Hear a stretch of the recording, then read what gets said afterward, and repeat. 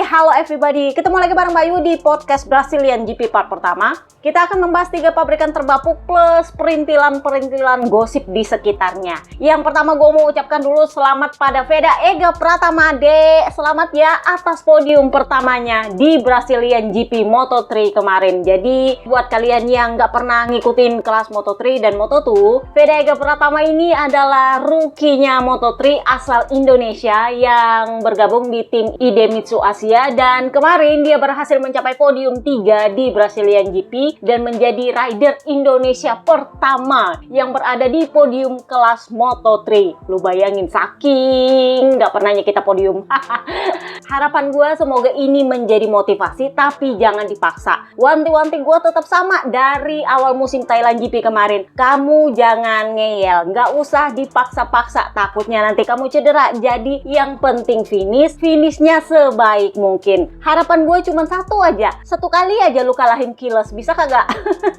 Satu kali aja, nggak usah banyak-banyak kak, satu kali aja. Tapi ya jangan dipaksa juga, intinya adalah jangan dipaksa, jangan ngeyel, karena gue nggak mau lo cedera. Mending lo nikmati masa adaptasi lo di Moto3. Ya kalau bisa dapat Rookie of the Year itu bagus, tapi yang penting jangan sampai cedera. Nikmati adaptasi lo, karena seperti itulah namanya tahun pertama, oke? Mudah-mudahan di Amerikas GP nanti balapannya juga berjalan dengan lancar. Nggak perlu lo podium lagi, kalau lo bisa podium lagi nggak apa-apa, kalau nggak ya jangan dipaksa. Intinya gue nggak mau lo maksa sampai lo keras atau gimana-gimana. Jalani aja adaptasi lo, nikmati masa rookie lo, oke? So, kita pindahlah ke perintilan-perintilan gosip. Gosip terbarunya adalah Joan Mir, si Jurdun tak dianggap di Honda itu.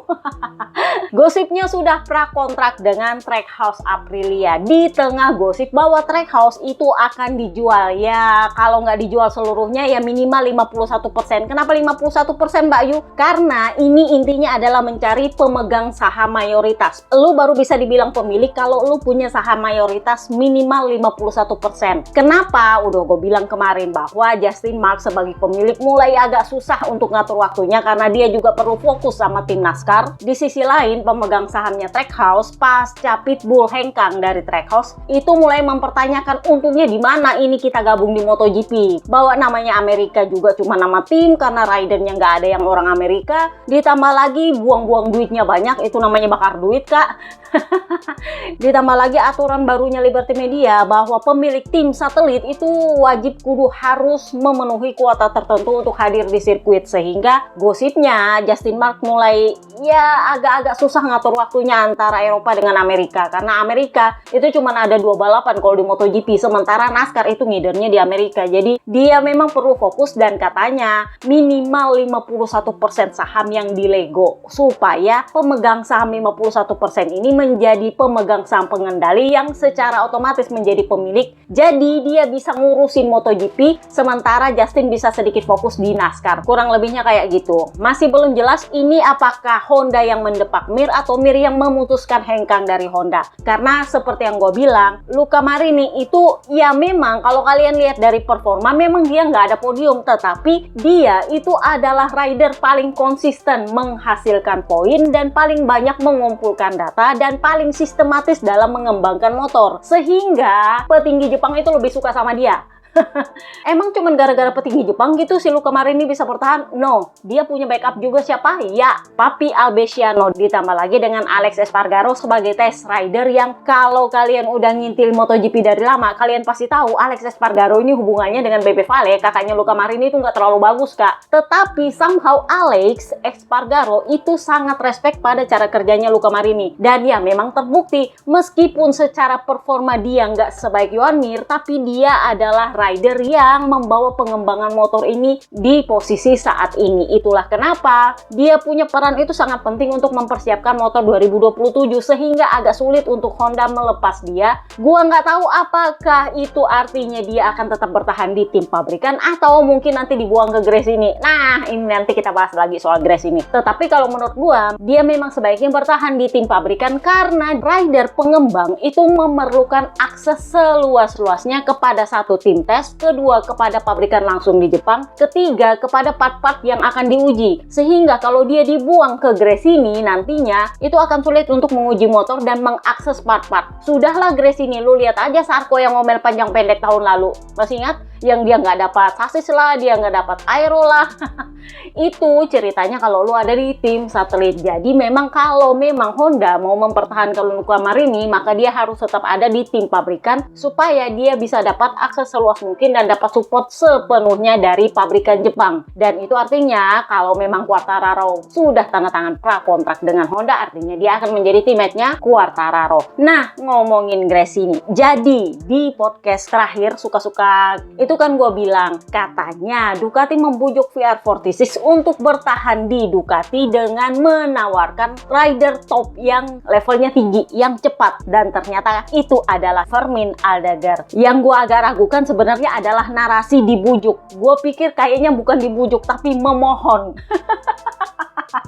Bukan membujuk tapi memohon. Kenapa? Karena dengan lepasnya Gresini, otomatis kalau VR46 pindah ke Aprilia, itu artinya Ducati nggak punya tim satelit, Kak. Jadi ya wajar kalau, semoga gue salah, mungkin gak bisa dibilang membujuk. Menurut gue itu namanya memohon. Tolong lu tinggal di sini karena gue butuh lu untuk menampung Fermin Aldegar. Sisanya terserah lu lah. Lu mau pakai rider mana, lu pilih ridernya siapa. Gue nggak tahu apakah Digi akan dipertahankan atau enggak. Itu artinya Franco Morbidelli akan hengkang. Tetapi yang jelas permohonan itu tentu disertai dengan bujukan. Jadi ya memang ada bujukan, tetapi menurut gua kayaknya itu memohon supaya VR46 mau bertahan di Ducati. Perkara soal Gresini sendiri, ya sudah gua bilang itu perkara kuaci duit. Gua tahu ada beberapa jurno dan beberapa pengamat yang sangat mempertahankan dan sangat membela tim ini.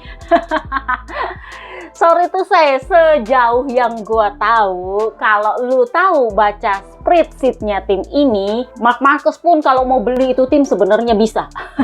Marc Marquez loh ya. Marc Marquez sendiri sempat ditanya waktu di Thailand kalau nggak salah, lu ada rencana nggak mau beli tim?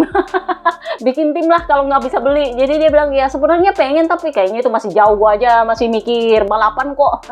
Ya boro-boro mau mikirin tim lagi. Jadi ya memang kondisi modalnya tim ini, sorry to say, nggak bisa dibilang bagus. Meskipun ya menurut beberapa pihak katanya di luar sana, katanya waktu si Lewis Hamilton menawarkan untuk membeli, katanya Nadia yang menolak. Menurut gua, Nadia menolak lebih karena harganya yang nggak ketemu. Kenapa? Kalau kita lihat dari kondisinya Gresini saat ini, bahkan ketika Lewis Hamilton menawarkan untuk membeli kemarin, itu kan Marc Marquez masih menjadi ridernya mereka, Kak. Dan waktu itu Gresini udah terkenal banget karena ada Marc Marquez di sana. Sehingga menurut gua ya wajar kalau Nadia itu menganggap dia punya nilai tim itu lebih tinggi dari yang ditawarkan oleh Lewis Hamilton. Menurut gua, jadi harganya nggak ketemu sehingga Nadia memutuskan, no, gue nggak mau jual. Tetapi fakta bahwa kondisi keuangan mereka memang tidak sebagus itu akhirnya terbukti sekarang. Gue tahu dulu-dulu bilang, oh enggak kayak gitu. Gue bilang bahwa mereka itu sangat bergantung pada sponsor. Dan itulah yang membuat akhirnya Gresini nggak bisa, bukan nggak bisa juga sih, kurang bisa untuk memenuhi harga yang diinginkan oleh Ducati kalau mereka mau memperpanjang kontrak tahun 2027. Gue juga nggak bisa menyalahkan Ducati yang minta harga yang lebih tinggi. Kenapa? Karena selama ini Gresini itu adalah tim satelit subsidi. Ini kapan ya? Pernah gue bilang 2 tahun lalu, 3 tahun lalu.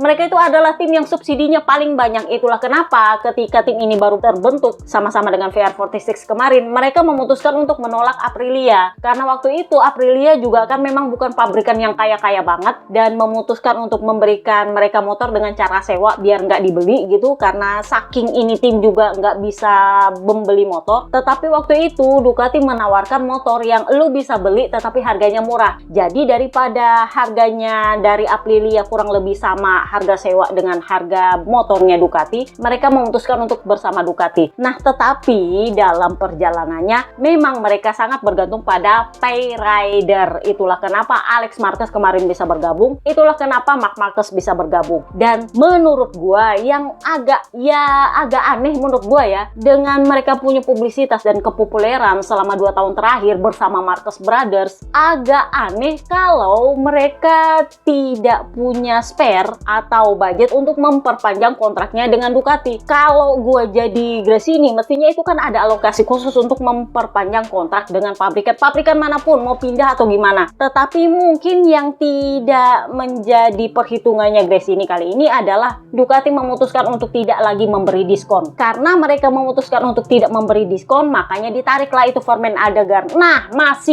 Michele Massini, manajer pemasarannya Gresini, itu kemarin ditanya soal itu.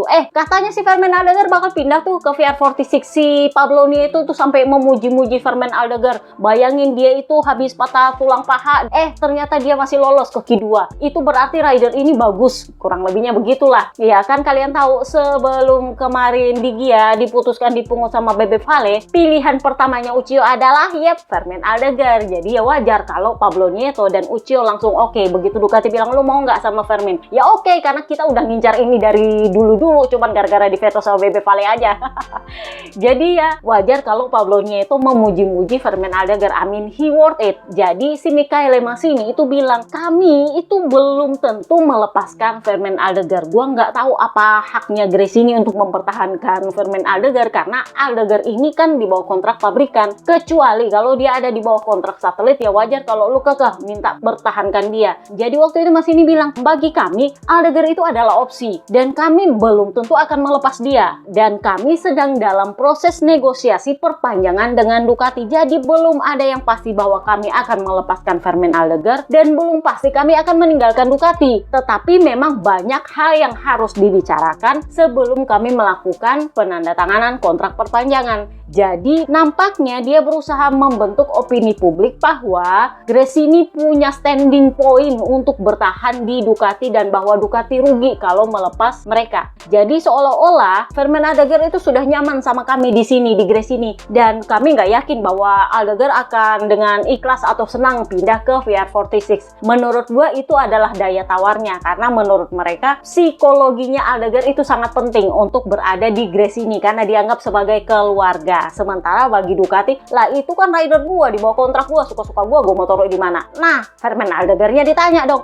lu katanya mau pindah ke VR46. Jadi dia bilang, ya gini, gua ini kan di bawah kontrak Ducati, jadi ya suka-suka Ducati mau taruh gua di mana, yang penting gua balapan.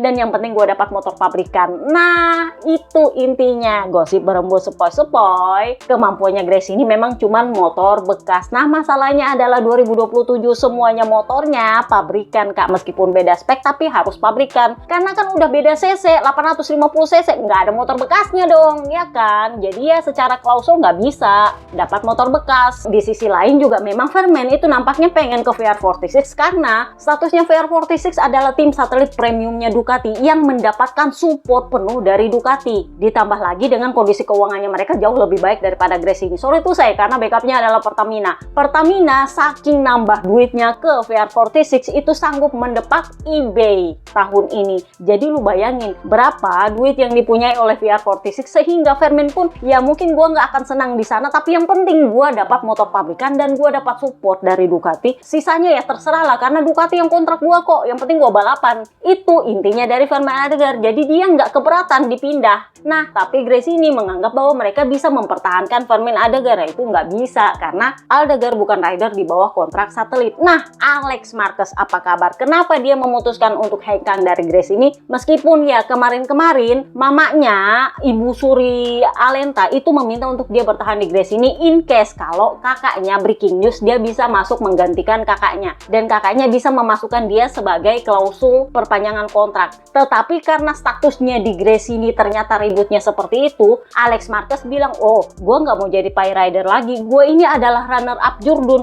kurang apa lagi, tiap ada bonus podium, tiap ada bonus ini, bonus itu gue bagi sama Gresini. Lah sekarang ya kali gue mesti tetap membayar, kapan gue digajinya kakak? Jadi wajar bahwa dia memutuskan hengkang ke KTM. Kenapa? Karena dia digaji 1 juta euro per tahun sama KTM. Ya kalau kalian dengar podcast suka-suka terakhir kan udah gue bilang, KTM itu dapat dana segar dari perbankan Eropa dan itu tanpa jaminan. Dan dengan dana segar seperti itu ya kenapa tidak untuk membayar rider seperti Alex Marquez, bener nggak? Jadi ya wajar kalau menurut gue Alex memilih yang mending gue dapat gaji daripada gue bayar mulu, gue udah capek-capek kasih runner up Jurdun coba. Jadi gosipnya Gresini itu sedang mempertimbangkan untuk pindah ke Honda. Katanya sih negosiasinya mereka berjalan dua kaki. Jadi di Honda itu hampir menutup kesepakatan kalau upaya terakhir mereka untuk banding di Ducati itu ditolak sama Ducati. Apa pertimbangannya pindah ke Honda? Udah gue bilang, Honda itu udah bayangin, udah menawar tim Tech 3, masih ingat? Kemudian sudah sempat menawar tim VR46 demi membawa Acosta, masih ingat? Itu udah bunyi dari tahun lalu. Tapi karena VR46 bertahan di Ducati, bahkan kalaupun mau pindah, mungkin pindahnya ke Aprilia.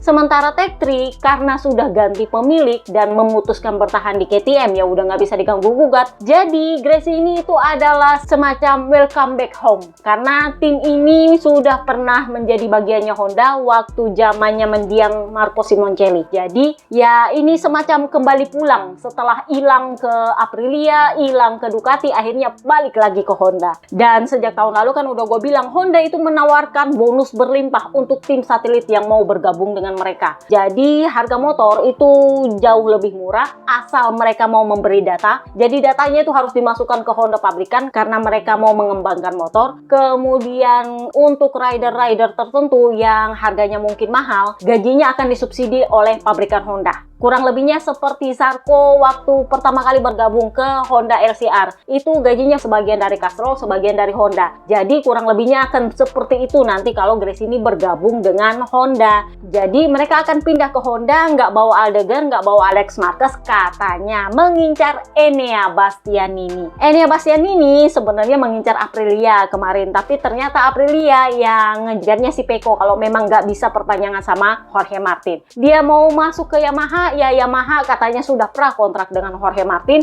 dan gosipnya mereka nggak berencana melepas Alex Rins. Ada yang bertanya sama gue, emang kenapa sebegitu cintakah mereka sama Alex Rins? Padahal kemarin kan Pavesio sempat bilang bahwa Rins itu seolah-olah membohongi Yamaha dengan kondisi kakinya. Tetapi yang menjadi catatan bagi Yamaha adalah karena Rins ini paling jarang komplain. Komplain sih komplain, tapi komplainnya nggak seradikal caranya Quartararo komplain, Kak. Jadi menurut mereka, Alex Rins ini bawa data yang ya lumayan oke dibandingkan dengan Quartararo yang mungkin karena riding style-nya berbeda, meskipun dia adalah salah satu rider tercepatnya Yamaha, tetapi petinggi Jepang kurang serk sama dia. Sementara untuk Alex Rins, ya mungkin dia punya performa nggak terlalu bagus, tapi bisa dimaklumi karena sekarang mereka lagi pakai V4. Di sisi lain, dia kurang komplain. Maksudnya komplain di depan media itu kurang, tapi ya memang komplain di pedok, tapi nggak komplain di media. Sehingga menurutnya petinggi Jepang, ya oke lah kalau dari segi attitude, katanya sih begitu. Jadi Jorge Martin lah yang prakontrak dengan Yamaha. Ini sebenarnya cukup menarik untuk gua. Setelah dia punya podium kemarin, apakah dia masih berniat untuk melanjutkan prakontraknya dengan Yamaha atau memutuskan perpanjangan dengan Aprilia? Karena Aprilia sendiri kemarin di sela-sela jeda race antara Thailand GP dengan Brazilian GP, Papi Pririvola dan test rider Aprilia, Lorenzo Savadori itu nongol di range VR46. Jadi ya seperti biasa, hari Sabtu Bebe Vale latihan sama para muridnya, ya Marco Bes, ya Pecco Bagnaia, ya semua lah ya latihan di range. Nongol lah itu Papi Pririvola dan Lorenzo Savadori pakai Aprilia Ape. Itu kalau kalian lihat Aprilia Ape itu ala-ala bemo, bisa nggak sih? Jadi mereka muncul dengan Aprilia Ape yang sepenuhnya warnanya hitam, pakai pita-pita cantik gitu, terus ada tulisan Bes di situ dengan benderanya Bes. Nongol lah dia membawa hadiah pernikahan dan hadiah kemenangan di Buriram. Jadi ditanya lah Marco Bes, kenapa bisa lu dapat Aprilia Ape? Udah tes ride pula, ngider-ngider di motor range coba. Jadi dia bilang, oh iya, gue kemarin waktu di TaiGP di Buriram, gue tuh bilang sama Papi Pririvola, kalau gue menang gue minta hadiah dong, hadiah pernikahan lah, sekalian hadiah kemenangan, hitung-hitung. Ternyata dibawain beneran.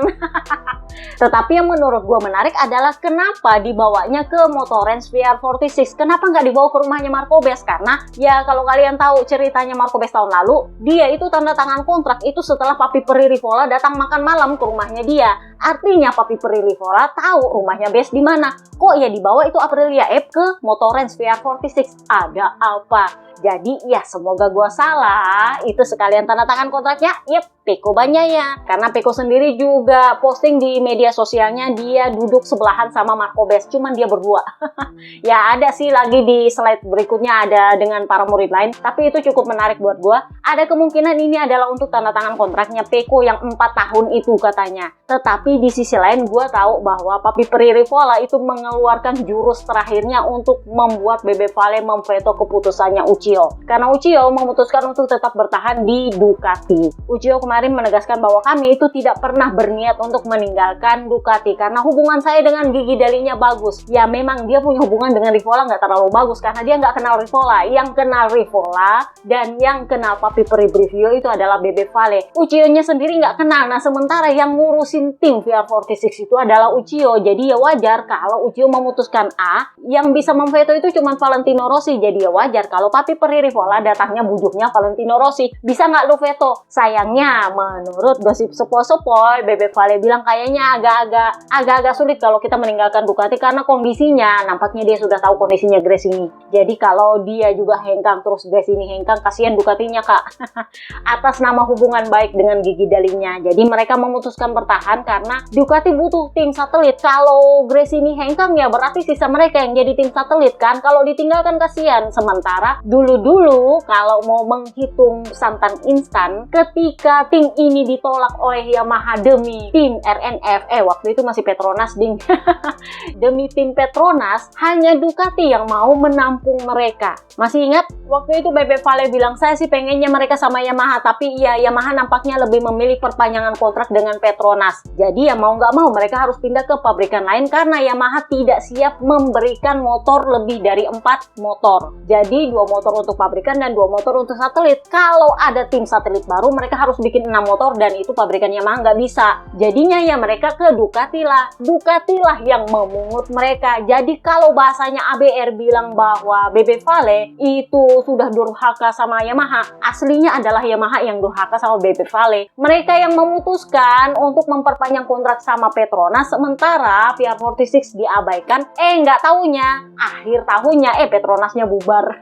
Santan instan kakak. Tetapi itulah yang membuat Uchiho itu nggak mau meninggalkan Ducati atas nama masa lalu. Tolong menolong. Kemarin mereka ditolong sama Ducati. Kali ini VR46 yang menolong Ducati nggak meninggalkan mereka karena Gresini nggak sanggup untuk bersama Ducati.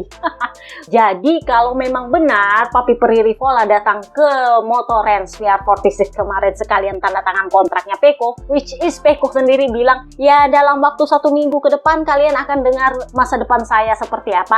Artinya dia sudah tanda tangan kontrak dong. Dia udah bilang kayak gitu. Paling nggak dalam waktu 1 minggu ke depan kalian akan tahu masa depan saya akan diumumkan. Artinya dia udah tanda tangan kontrak dan dia sudah siap untuk itu. Pertanyaan gua adalah nasibnya Jorge Martin apa kabar? Karena dengan dia punya podium kemarin di Goiânia, dia mungkin berpikir untuk memperpanjang kontraknya. Nah sayangnya kalau sudah tanda tangan kontrak Aprilia dengan Peko gimana coba? Ya itu tergantung klausulnya mereka sih waktu tanda tangan kontrak kemarin sebelum ribut-ribut. Karena gua rasa juga Martin akan menyesal udah memilih untuk prakontrak dengan Yamaha ketika dia belum memastikan performanya Aprilia bahkan sebelum musim dimulai. Karena kan kemarin dia prakontrak di tes Sepang kalau nggak salah. Jadi emang terlalu cepat. Jadi kita lihatlah apakah Peko akan pengumuman dalam waktu dekat sebelum Austin. Let's see. Tetapi mari kita bahas sirkuit Goiânia. Gue tuh berapa kali salah antara Goiânia atau Gioia, tapi kalau katanya komentator Goiânia. Sirkuit Ayrton Senna. Jadi isunya adalah sirkuit ini memang kecil. Emang waktu 2 tahun lalu ada kontingen kecil yang datang ke sana buat ya promosi. Waktu itu kalau nggak salah Diogo Moreira, kemudian Luca Marini, Franco Morbidelli, satu lagi siapa ya? Gue lupa yang rider di MotoGP Bagger itu. Siapa ya? Gue lupa. Waktu itu memang Luca Marini bilang ini kayaknya memang masih perlu diperbaiki, tetapi sirkuitnya bagus dan sangat memenuhi syarat untuk balapan, tetapi ya memang banyak yang perlu diperbaiki. Sementara para rider ketika track walk hari Kamis kemarin, Pedro Acosta sendiri bilang ini sirkuit bagus kok. Meskipun kecil, tetapi ada beberapa tempat di mana sebenarnya memungkinkan untuk terjadi battle dan salip menyalip. sirkuit. Sementara Peko sendiri dia bilang ini barang kecil tapi jauh lebih baik daripada Balaton Park. Balaton Park itu sumber komplainnya adalah udah kecil, lambat pula karena nggak tahu lah gimana dia punya layout sehingga rider itu nggak bisa cepet-cepet di situ. Nah sementara kalau sirkuit ini dia bilang memang kecil tapi nggak kayak parkiran mobil ala-ala Balaton Park. Di sirkuit ini Anda tetap membutuhkan kecepatan. Anda harus bisa cepat, which is memang Marco Base itu kecepatannya 348 km per jam loh ya di sirkuit sekecil itu. Jadi ya memang Peko bilang ini sirkuit memang kecil tapi tetap membutuhkan kecepatan. Sementara kalau Balaton Park udah kecil nggak bisa cepet. Nah hanya 2 hari sebelum Brazilian GP dimulai datanglah badai menghadang. Ya itu sirkuit jadinya banjir kakak. Akhirnya hari Rabu sama hari Kamis pihak sirkuit itu harus membersihkan trek di beberapa bagian sampai harus pakai pompa air untuk mengeluarkan airnya, juga harus membersihkan lumpur-lumpurnya. Jadi kalau kalian lihat dia punya banjir itu luar biasa kak. Di trek lurus kalau nggak salah di jembatan yang ke arah pedok itu yang memang banjirnya emang tergenang. Jadi ya memang menurut Peko waktu dia track walk di hari Kamis itu sirkuit udah lumayan bersih, cuman dia bilang ini kalau hujan ini bakal bikin ribet karena sektor pertama dan sektor keempat itu pasti akan ada genangan. Masalahnya adalah karena ini sirkuit baru kita nggak tahu apakah ini berbahaya atau enggak. Tapi daripada sebaiknya dipikirkan solusinya lebih cepat. Dan ya hari Jumat hujan pun turun dan sesi ditunda sampai lo ketiduran. Gue tuh sampai sempat ketiduran soalnya nunggu lama banget soalnya ditunda. Jadi ya memang saking parahnya hujan derasnya di hari Jumat, begitu sesi MotoGP ya memang agak lumayan lah ya setelah ditunda. Dan yang menjadi masalah adalah di hari Sabtu tiba-tiba nongol lah itu sinkhole. Untungnya setelah kualifikasi baru dia nongol. Jadi sinkhole itu kayak lubang yang tiba-tiba muncul di tengah trek yang lubang tong gitu. Jadi sama RD itu diputuskan untuk dibuka itu sinkhole. Tanah yang digali itu udah kayak ya sorry tuh saya kayak tanah liang lahat gitu. 2 kali 1 kak. Saking sebenarnya di bawah trek itu sebesar itu sinkhole-nya. Ya memang lubang yang kelihatan di aspal itu cuma sekecil itu, tapi di bawahnya katanya gede. Jadinya digalinya udah kayak liang lahat. Akhirnya mereka cor katanya begitu. Itulah kenapa akhirnya kualifikasi Moto2 dan Moto3 itu dipindahkan ke setelah sprint race dan di hari Minggu pagi. Tetapi ya sprint race-nya sendiri juga ditunda kak sampai 1 jam lebih. Gue tuh sampai sempat tidur dulu.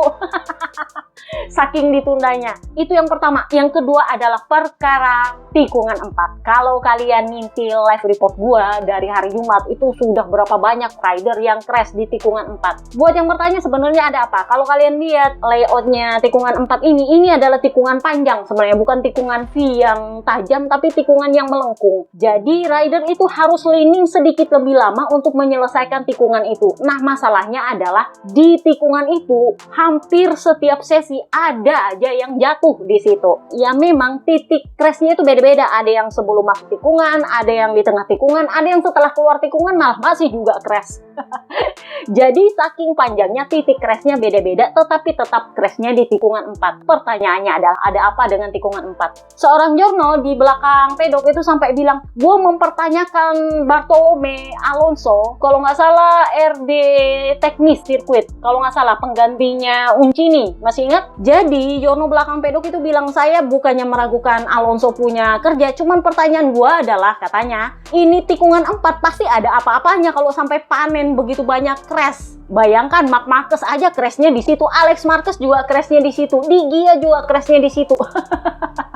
Intinya adalah nggak ada rider yang crash di situ dalam satu sesi. Even balapan kemarin crashnya juga ada yang di tikungan 4, siapa ya? Joan Mir kalau nggak salah itu crashnya di tikungan 4 situ juga. Jadi Jono ini bilang pasti ada sesuatu di tikungan 4 itu sampai itu tikungan panen crash. Tetapi ya sempat ditanya sama para rider kemarin sebenarnya ada apa dengan itu tikungan. Sejauh sampai di sprint race itu mereka bilang kayaknya nggak ada apa-apa sih di situ. Cuman mungkin karena terlalu bumpy, karena ini adalah sirkuit tua yang mungkin nggak di-resurface apa gimana, akhirnya bumpy-nya itu masih tersisa dan itu katanya mungkin yang bikin rider crash katanya. Tetapi yang menjadi isu ketika balapan panjang bukan lagi bumpy-bumpy-nya kak, tetapi kerikilnya yang sompal-sompal. Jadi kalau masih ingat kalian Mandalika pertama kali gelar yang setelah mengadakan balapan WSBK dia punya aspal itu yang melundut-melundut terus ada yang keluar-keluar, kalau bahasa Manadonya tacibeng apa sih?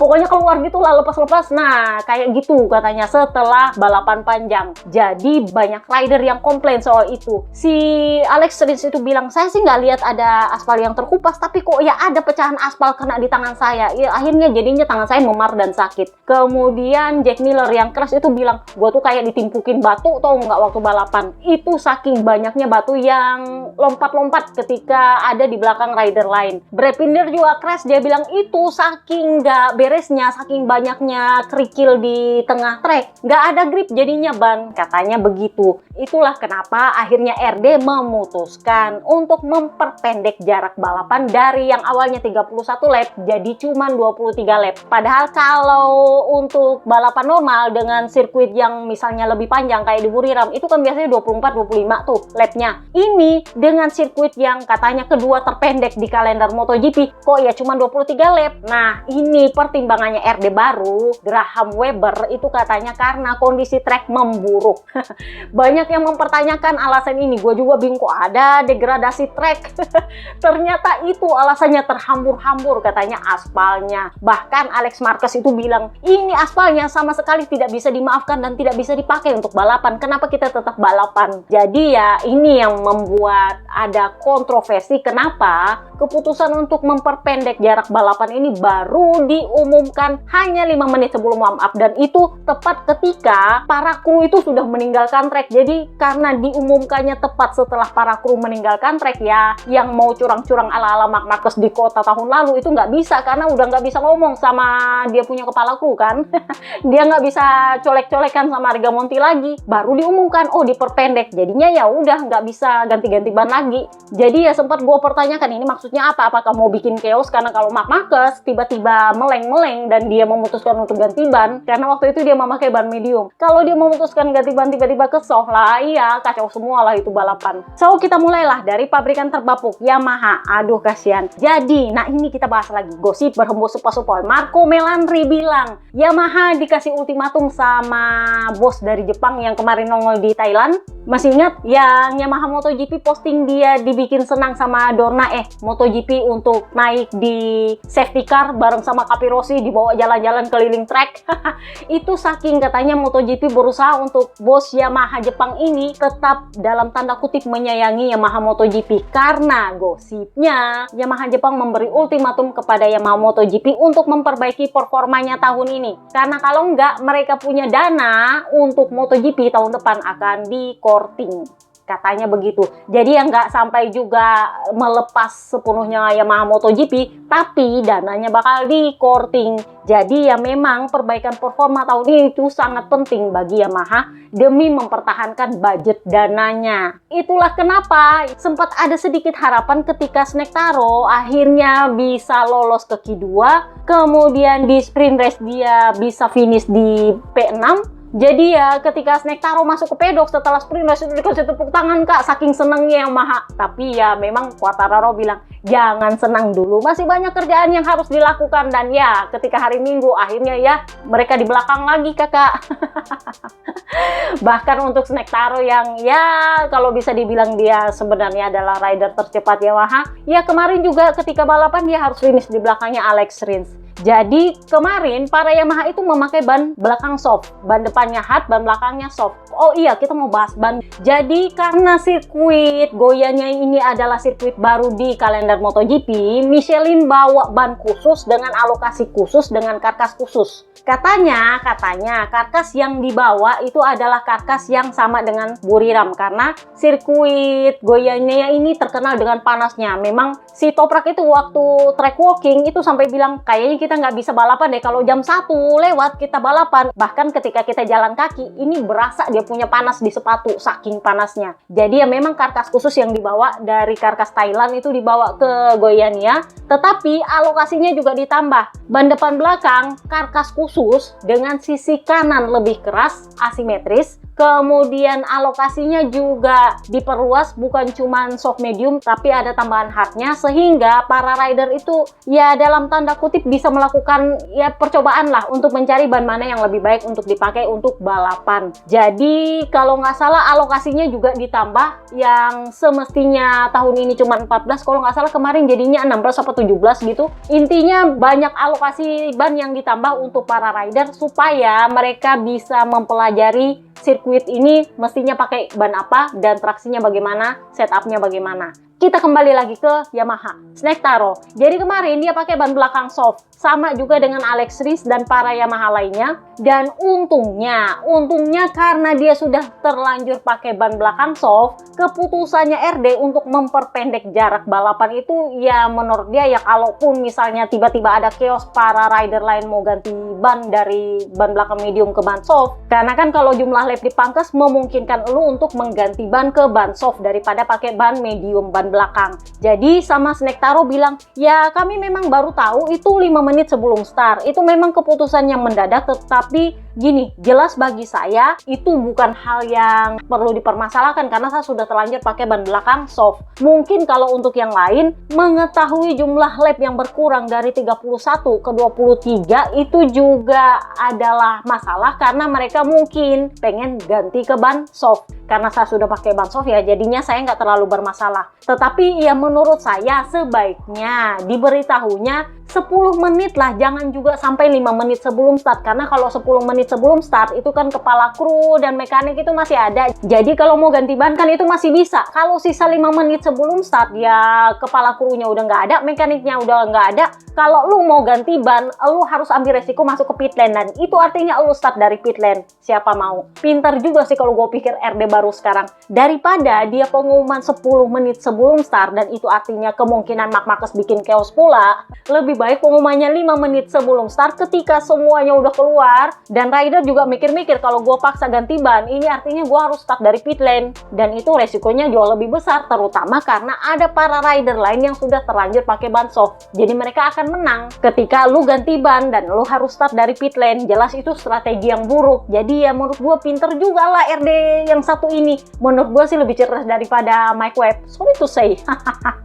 Jadi ya katanya Quartararo ya kalau saya sih nggak masalah karena kan saya sudah terlanjur pakai ban belakang soft. Mungkin akan menjadi masalah bagi rider lain karena mungkin mereka mau ganti ke ban soft karena itu lumayan signifikan loh jumlah pemangkasannya. Jadi ditanyalah dia, emang lu nggak merasa bermasalah gitu pakai ban soft dengan kondisi katanya track itu pada sompal-sompal terhambur-hambur kerikilnya. Jadi Quartararo juga bilang gini, sebelum balapan ketika warm up saya merasa ada yang tidak beres tetapi kurang jelas apa. Sejauh yang saya ketahui semuanya berjalan dengan baik bahkan dengan balapannya. Jadi kalau dari segi track menurut saya sih nggak ada masalah dan ya akhir pekannya juga lumayan positif. Mari kita berharap tahun depan tidak ada lagi masalah aspal dan semoga jadwalnya dibuat lebih profesional. Meskipun begitu saya menikmati acaranya dengan lokasi dan tracknya yang menurut saya menyenangkan. Jadi ditanyalah dia sebenarnya apa yang terjadi dengan lu. Jadi dia bilang akhir pekannya ini sebenarnya agak berbeda dengan sprint kemarin. Ketika di sprint kemarin, kami tahu bahwa kami bisa mengelola grip ban belakang. Dan dengan pertimbangan itu, kami mengharapkan sesuatu yang lebih hari ini. Sayangnya justru yang terjadi tidak seperti itu. Saya sangat kesulitan dengan grip ban belakang sehingga itu membuat saya tidak bisa start dengan baik. Dan sangat menyebalkan dan sangat mengesalkan ketika Anda tahu bahwa Anda tidak bisa memacu motor sejak lap pertama. Jadi dia tahu ini motor udah nggak bisa dipaksa lagi karena udah dari start aja udah nggak bisa dipaksa ya apalagi selesai-selesainya. Jadi ditanyalah dia, oh berarti minggu depan kan kita balapan di kota nih, apakah bisa diperbaiki semua itu? Jadi dia bilang, sebenarnya kalau mau jujur saya justru memperkirakan hasilnya justru lebih buruk daripada di sini.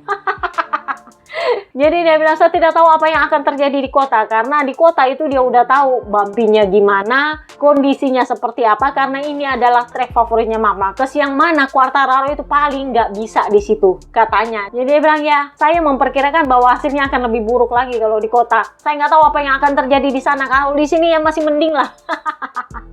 Aduh gimana ya. Jadi ya menurut gua dia lumayan suka sama akhir pekannya karena dia bisa start dari depan. Cuman ya akhirnya juga seperti itulah. Bayangkan dia finish di P16 itu turun 12 posisi kakak. So kita pindahlah ke Alex Rins. Finish P14 naik 3 posisi. Yamaha terbaik. Ini ya dia memang udah gue bilang dia komplain sama kondisi aspal. Satu dia pakai ban soft dan memang dia bilang kondisi gripnya nggak terlalu bagus. Dan yang paling penting adalah itu aspalnya sompal dan dia kena sama pecahan aspal katanya.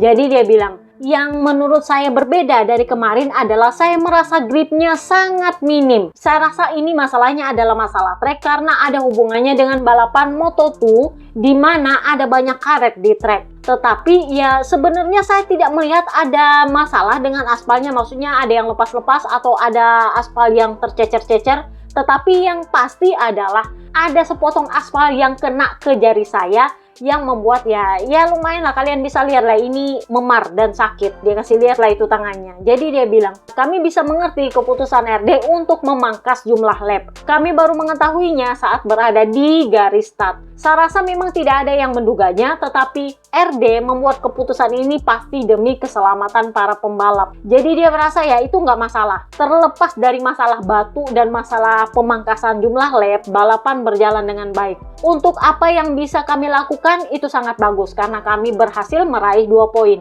Ini memang bukan yang terbaik, tetapi setidaknya saya melakukan beberapa manuver menyalip yang bagus dan juga sedikit bertarung dengan pembalap lain. Jadi secara keseluruhan ini adalah hal yang bagus karena saya bisa start yang bagus juga, mencoba beradaptasi dengan track ini dan mengambil tikungan lebih seperti stop and go sehingga saya bisa keluar dari tikungan lebih cepat. Inilah yang membuat katanya petinggi Jepang nggak berpikir untuk mendepak Alex Rins karena dia alih-alih mengkritik Yamaha, dia lebih suka membicarakan yang positifnya kalau sama Giorno, terlepas dari apa yang dia bicarakan di pedok. So kita bahaslah Pramac. Toprak Razgatlioglu finish P17 setelah dia ini sempat dihuri-huriin bagus banget di hari Jumat. Dia turun 5 posisi dan dia itu bawa batu ke konferensi pers. Itu batu katanya ada di sepatu boot dia.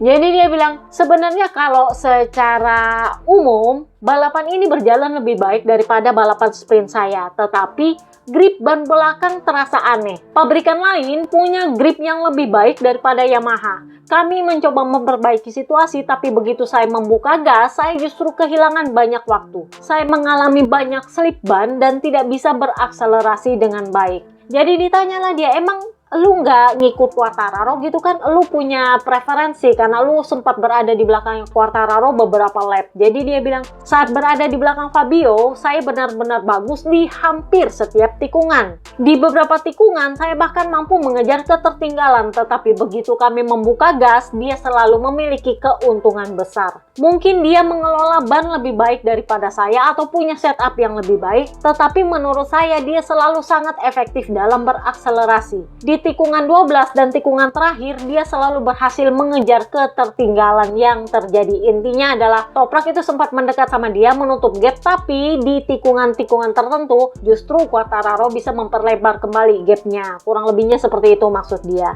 Jadi ditanyalah dia, emang sebenarnya ada apa sampai lu tadinya sempat ngintilin Quartararo, tiba-tiba lu malah akhirnya disalip. Jadi dia bilang, saya melakukan kesalahan di tikungan 1. Nah ini tempat tikungannya si Pecco. Dia crash 2 kali di tikungan 1 ini.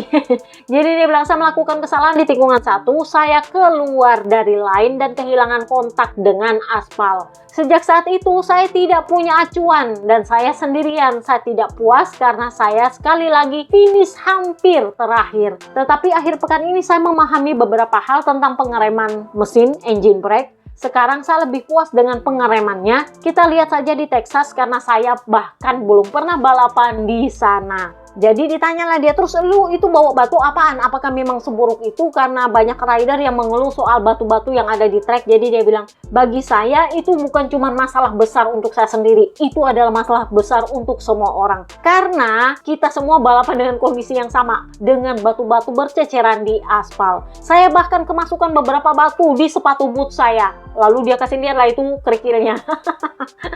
Jadi ya katanya Goyannya akan memperbaiki dan melakukan resurface atas sirkuitnya setelah kemarin rusak dan ambrol.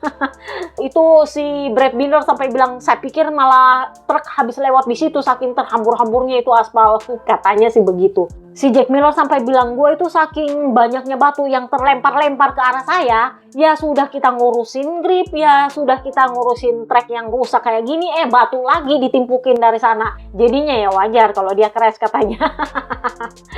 Kondisi aspalnya memang benar-benar buruk katanya sih begitu, tapi ya Kalau dengan rekor 148.000 orang hadir di sepanjang akhir pekan, ya menurut gue mestinya ada duit dong untuk memperbaiki sirkuit. Semoga. Karena ya kalau sampai ada sinkhole di situ, kalau sampai dia punya aspal terhamur-hamur, itu memang mengkhawatirkan sih kalau menurut gue.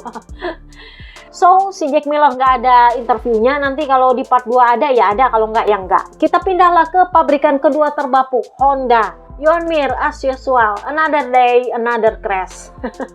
Jadi ya udahlah, kita nggak usah bahas karena dia crashnya juga di tikungan 4. Kita pindah langsung ke Luca Marini, P11 naik 8 posisi setelah dia berjuang mati-matian dari Q1. Jadi ya, dia ini sempat dikritik sama ABR sih, bilang bahwa ini si Luca Marini kemarin kan jadi kontingen yang ikut menguji sirkuit Goiânia. Terus dia malah ujungnya nggak lolos ke Q2. Padahal mestinya dia diuntungkan dengan nyolong start dalam tanda kutip menguji sirkuit terlebih dahulu. Tapi ya kan menurut gua dia kemarin itu menguji sirkuit nggak pakai motor MotoGP, Kak.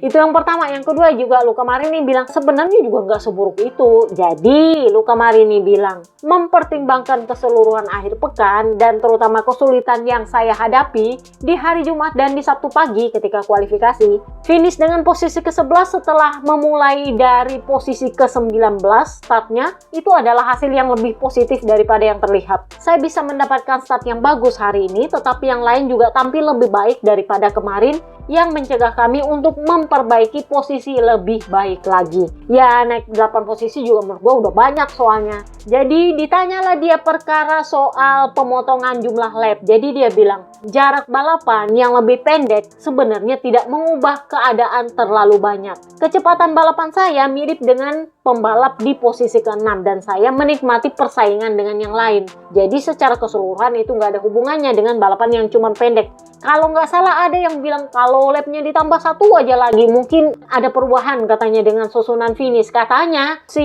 Luca Marini bilang nggak akan ada perubahan karena itu kurang lebihnya akan sama. Jadi ditanyalah dia, menurut lo apa yang perlu diperbaiki? Karena sepanjang akhir pekan lo juga kesulitan. Jadi dia bilang kita perlu terus bekerja agar kita bisa lebih cepat. Tetapi kita juga perlu meningkatkan performa di akhir pekan di Austin dan tetap bersaing dengan yang lain. So kita pindahlah ke LCR Honda. Johan Zarco P9.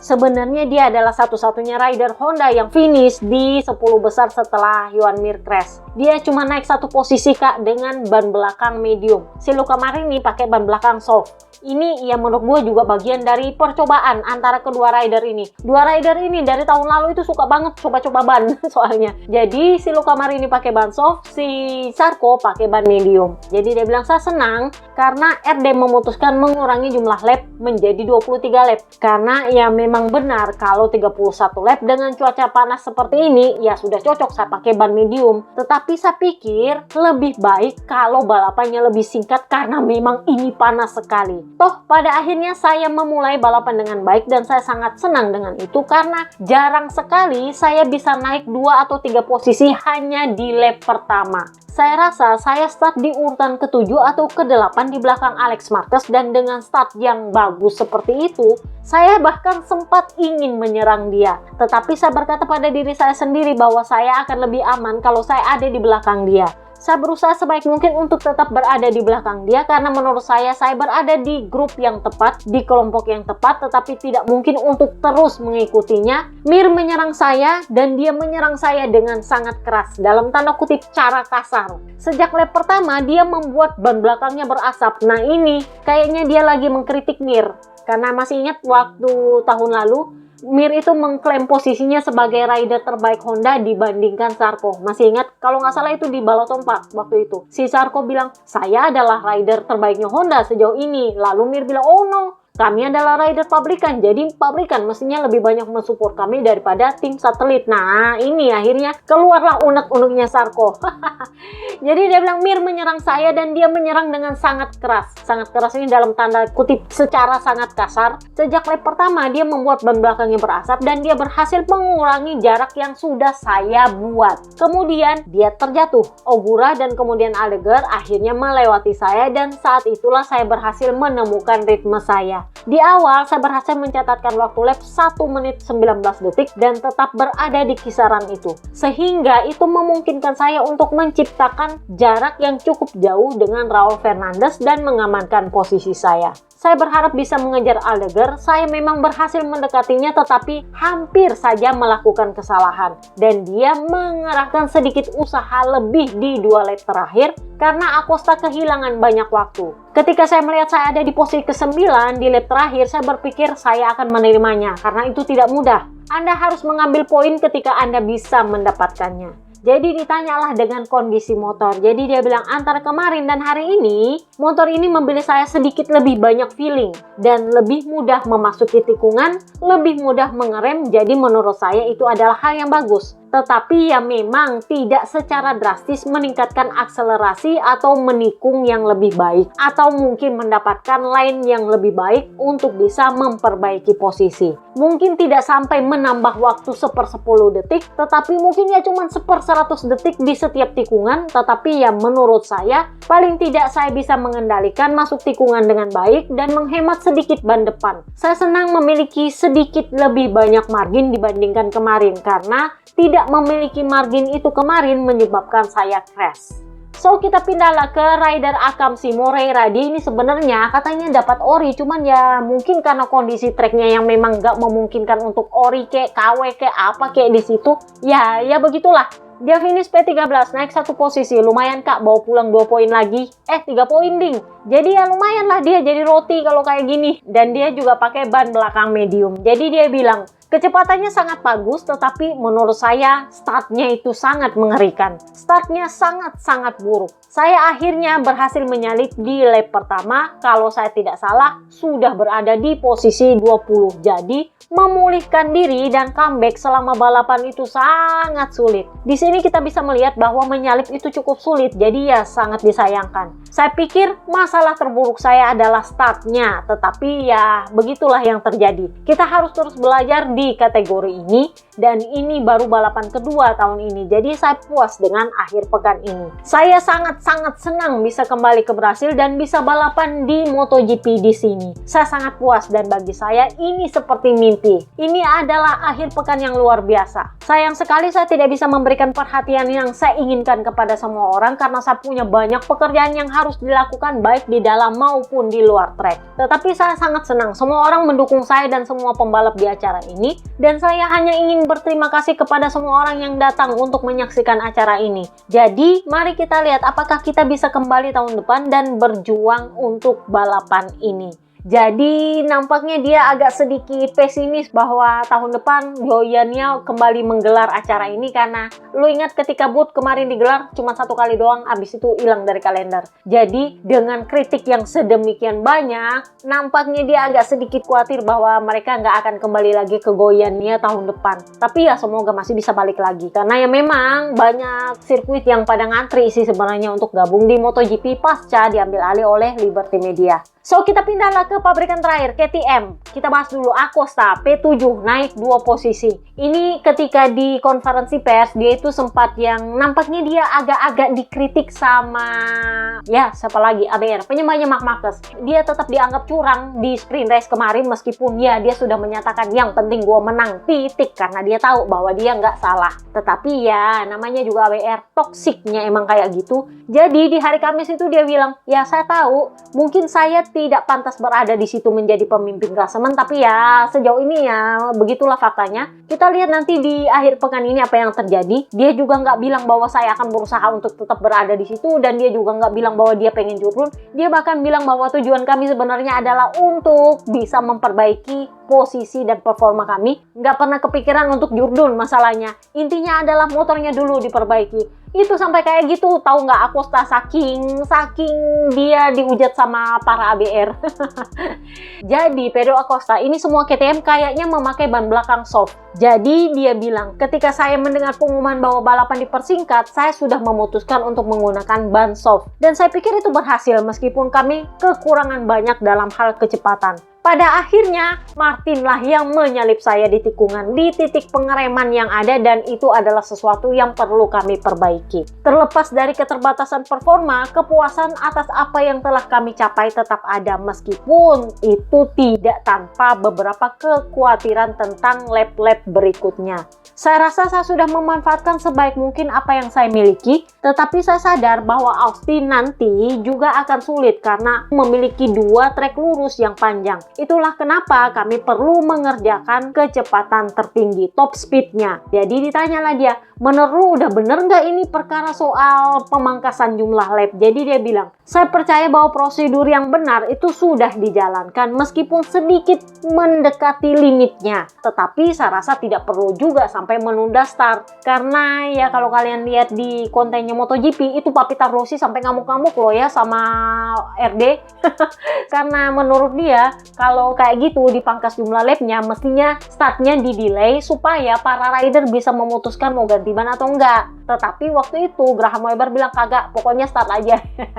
Jadi ditanyalah sama Acosta, menurut lo apakah perlu delay atau enggak? Jadi dia bilang, menurut saya tidak perlu juga sampai di delay, meskipun ya memang sedikit mendekati batasnya. Saya ingin mendapatkan fakta bahwa kami para pembalap tidak dimintai pendapat sama sekali, dan nampaknya itu juga bukan masalah karena ini adalah masalah keselamatan. Jadi menurut dia, ya nggak perlu nanya ke para rider gimana kalau dipotong dia punya jumlah lap, gimana kalau dibikin delay dulu startnya, atau bla bla bla bla bla, karena ya itu kan masalah keselamatan. Dan menurut saya juga meskipun itu agak-agak mendekati limit, tapi ya menurut saya juga nggak perlu juga sampai di delay startnya karena bikin chaos lagi nanti jadinya. Jadi intinya adalah dia membela RD, nggak perlu ada delay start, nggak perlu ada ditanya-tanya dulu sama rider perlu nggak diperpendek dia punya jumlah lap apa bla bla bla bla bla. Intinya adalah kalau itu memang berbahaya, udah putuskan aja, nggak usah terlalu banyak neko-neko. Menurutnya Acosta. Jadi Acosta ditanyalah apa yang salah dengan balapan lu kali ini menurut lu, karena mungkin karena lu pakai ban soft sehingga lu akhirnya mundur ke belakang. Jadi dia bilang top speed adalah kekurangan yang paling besar di sini. Jika Anda tidak bisa menyalip atau berada di slipstream, maka semuanya menjadi lebih sulit. Untuk saat ini kami hanya bisa memanfaatkan apa yang kami miliki sebaik mungkin. Seperti yang menurut saya berhasil kami lakukan akhir pekan ini, yaitu meminimalkan kerugian di hari-hari yang buruk dan terus berada ke arah ini. Jadi gue nggak tahu apakah ini gue bahasnya di podcast colongan atau gue bahas di podcast suka-suka. Waktu itu gue bilang bahwa KTM itu untuk motor versinya para rider pabrikan, karena versinya Tech 3 itu beda motor. Motornya Tech 3 itu adalah kembangannya Vinales, sementara motornya KTM pabrikan itu adalah kembangannya Acosta. Nah, untuk motor yang dipakai oleh Binder sama Acosta itu katanya KTM harus mengorbankan top speednya demi mendapatkan durabilitas ban. Jadi untuk bisa memperpanjang daya tahan ban, mengurangi keausannya, mereka harus menurunkan top speednya. Masalahnya adalah kali ini yang diminta sama Acosta. Gue minta top speed. Masalahnya itu artinya konsekuensinya adalah ya ban belakang, itu masalahnya. Jadi kita lihat nanti di America's GP apakah KTM akan memenuhi top speed yang diminta oleh Pedro Acosta atau tetap mempertahankan durabilitas ban dan mengorbankan top speednya. So kita pindahlah ke Brad Binder. Ini crash, nggak ada interview, tetapi yang paling menarik adalah perkara soal dia komplain dengan aspalnya trek. Jadi dia bilang, lucunya ketika saya keluar untuk pemanasan, saya pikir ada orang yang sudah lewat di trek itu pakai truk, saking banyaknya tanah di trek. Di tikungan 10 dan 11 itu ada warna yang berbeda, itu saking kotornya trek itu, dan saya merasa itu aneh. Jadi mereka memang komplain sekali dengan trek yang kotor. Dia punya kerikil katanya berterbangan. Gua nggak tahu apakah itu kerikilnya gravel atau kerikil yang dari banjir terbawa nggak sempat dibersihkan, atau memang itu adalah kerikilnya aspal. Nggak ngerti juga gua. Karena kan ceritanya sebelum digelar itu banjir. Meskipun dibersihkan ya kalau nggak tuntas dibersihkan ya wajar juga sih. Masih ada dia punya kerikil-kerikil, terutama kalau di pinggiran-pinggiran trek. Di dekat cup itu masih ada mestinya. Kemudian kita pindah ke tag 3. Tag 3 ini nggak ada interview sejauh ini. Mungkin karena baru hari pertama dan gua nggak dapat. Enea, finish P15, ini naiknya 7 posisi sebenarnya.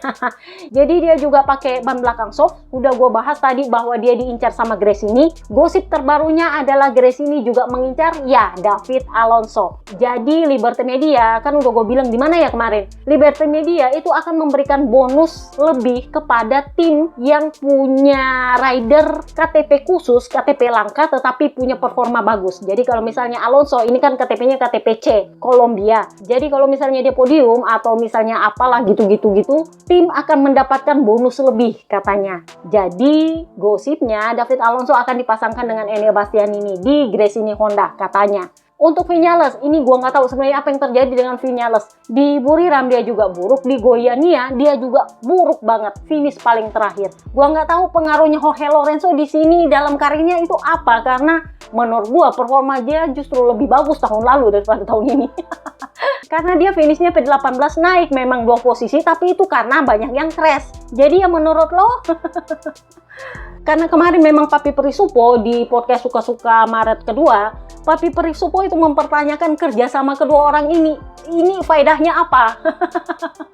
Lu udah susah-susah, sudah capek-capek latihan sepanjang musim dingin, giliran balapan hasilnya kayak gitu. Nah, kalau kalian lihat juga, Jorge Lorenzo nggak muncul di Brasil kemarin. Ini yang katanya gosip berhembus-sepoi, mereka mulai pecah kongsi. Jadi gosipnya Lorenzo itu nggak datang ke Brasil dan nggak tahu juga nanti di Amerika apakah dia nongol atau enggak. Katanya hanya karena Maverick Vinales dan tim Tech 3 itu nggak mau bayarin dia punya pesawat. Jadi biaya perjalanannya ya tiketnya ya hotelnya dan segala macam itu nggak mau ditanggung sama entah Maverick Vinalesnya atau timnya. Sehingga dia nggak ikut dan itu yang menurut gua ada apa? Pecah kongsi kah atau apa gitu?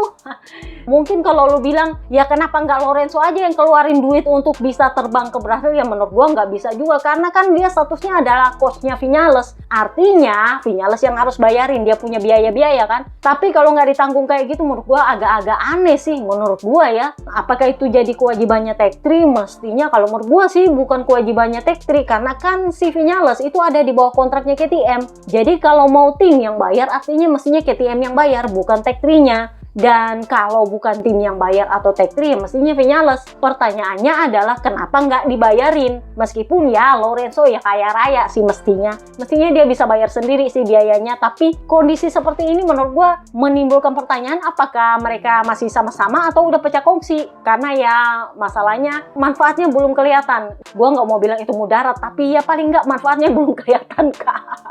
Faedahnya di mana ini coach ini? Kurang lebihnya begitulah. Oke, itu aja podcast kita kali ini. Sorry kalau panjang banget karena ya banyak perintilannya. See you next part guys. Bye-bye.